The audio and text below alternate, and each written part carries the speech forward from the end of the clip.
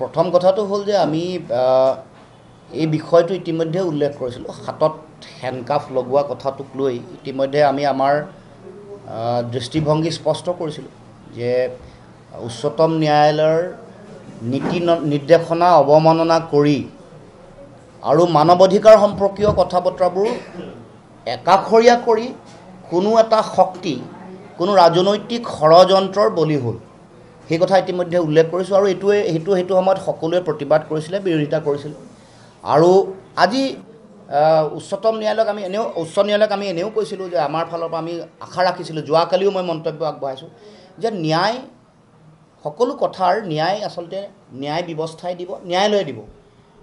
গতিকে মই সেই কথা যোৱাকালি উল্লেখ কৰিছিলোঁ আমি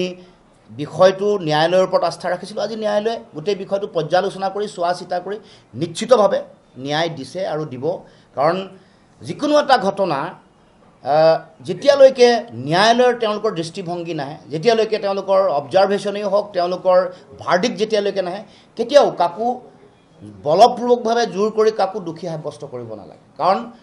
ন্যায়ালয়ে সকলো ধৰণৰ প্ৰমাণ তথ্য সকলো পৰ্যালোচনা কৰি ন্যায়সংগত বিষয়বোৰ ন্যায়সিদ্ধ কথা বতৰাবোৰ চাই আৰু পৰ্যালোচনা কৰি নিশ্চিতভাৱে তেওঁলোকে সিদ্ধান্ত ল'ব গতিকে আজি সেই কথা ন্যায়ালয়ে চায়ে মই ভাবোঁ যে এটা ৰায়দান দিছে আৰু মই ভাবোঁ যে ন্যায়পালিকা ন্যায় ব্যৱস্থাৰ প্ৰতি ৰাইজৰ সকলোৰে আস্থা ৰাখিব লাগিব থাকিব লাগিব কাৰণ দেশত আইনৰ শাসন চলিব লাগে আইনৰ শাসন সংকটত পৰাৰ কাৰণেহে সমাজৰ বিভিন্ন ধৰণৰ সমস্যাৰ সৃষ্টি হৈছে গতিকে আইনৰ শাসন প্ৰতিষ্ঠা হওক আইনৰ প্ৰতি সকলো মানুহৰ আস্থা আৰু শ্ৰদ্ধা থাকক তাকে মই সকলোৰে প্ৰতি আহ্বান জনাইছোঁ প্ৰথম কথাটো হ'ল যে আমি এই বিষয়টো ইতিমধ্যে উল্লেখ কৰিছিলোঁ হাতত হেণ্ডকাফ লগোৱা কথাটোক লৈ ইতিমধ্যে আমি আমাৰ দৃষ্টিভংগী স্পষ্ট কৰিছিলোঁ যে উচ্চতম ন্যায়ালয়ৰ নীতি নিৰ্দেশনা অৱমাননা কৰি আৰু মানৱ অধিকাৰ সম্পৰ্কীয় কথা বতৰাবোৰ একাষৰীয়া কৰি কোনো এটা শক্তি কোনো ৰাজনৈতিক ষড়যন্ত্ৰৰ বলি হ'ল সেই কথা ইতিমধ্যে উল্লেখ কৰিছোঁ আৰু সেইটো সময়ত সকলোৱে প্ৰতিবাদ কৰিছিলে বিৰোধিতা কৰিছিল আৰু আজি উচ্চ ন্যায়ালয়ক আমি এনেও কৈছিলোঁ যে আমাৰ ফালৰ পৰা আমি আশা ৰাখিছিলোঁ যোৱাকালিও মই মন্তব্য আগবঢ়াইছোঁ যে ন্যায় সকলো কথাৰ ন্যায় আচলতে ন্যায় ব্যৱস্থাই দিব ন্যায়ালয়ে দিব গতিকে মই সেই কথা যোৱাকালি উল্লেখ কৰিছিলোঁ আমি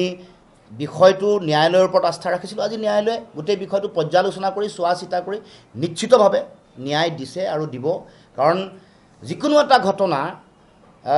যেতিয়ালৈকে ন্যায়ালয়ৰ তেওঁলোকৰ দৃষ্টিভংগী নাহে যেতিয়ালৈকে তেওঁলোকৰ অবজাৰভেশ্যনেই হওক তেওঁলোকৰ ভাৰ্ডিক্ট যেতিয়ালৈকে নাহে কেতিয়াও কাকো বলপূৰ্বকভাৱে জোৰ কৰি কাকো দোষী সাব্যস্ত কৰিব নালাগে কাৰণ ন্যায়ালয়ে সকলো ধৰণৰ প্ৰমাণ তথ্য সকলো পৰ্যালোচনা কৰি ন্যায়সংগত বিষয়বোৰ ন্যায়সিদ্ধ কথা বতৰাবোৰ চাই আৰু পৰ্যালোচনা কৰি নিশ্চিতভাৱে তেওঁলোকে সিদ্ধান্ত ল'ব গতিকে আজি সেই কথা ন্যায়ালয়ে চায়ে মই ভাবোঁ যে এটা ৰায়দান দিছে আৰু মই ভাবোঁ যে ন্যায়পালিকা ন্যায় ব্যৱস্থাৰ প্ৰতি ৰাইজৰ সকলোৰে আস্থা ৰাখিব লাগিব থাকিব লাগিব কাৰণ দেশত আইনৰ শাসন চলিব লাগে আইনৰ শাসন সংকটত পৰাৰ কাৰণেহে সমাজৰ বিভিন্ন ধৰণৰ সমস্যাৰ সৃষ্টি হৈছে গতিকে